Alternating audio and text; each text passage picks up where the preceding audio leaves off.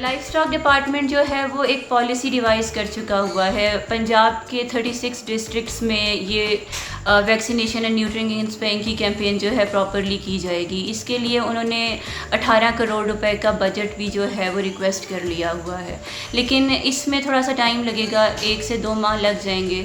और meanwhile government ने civil society से, एनिमल राइट्स एडवोकेसी ग्रुप या give us life animal welfare, voice for the voiceless ऐसी organisation से रिक्वेस्ट की है कि मीनवाइल ईच डिस्ट्रिक्ट में एटलीस्ट 1000 डॉग्स को वैक्सीनेट करना शुरू कर दिया जाए।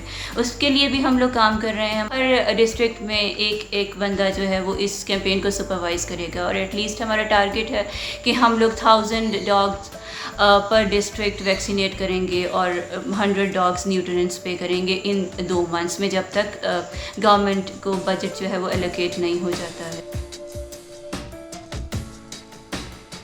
जब तक अवेयरनेस नहीं की जाएगी, जब तक प्रॉपरली इम्प्लीमेंट नहीं होगा, तब तक ना तो डॉग बाइट्स के केसेस पे असर पड़ेगा, ना तो रेबीज़ के केसेस कंट्रोल होंगे। तो ये एक बहुत ही इम्पॉर्टेंट स्टेप होने जा रहा है जो कि बिल्कुल हिस्टोरिकल है।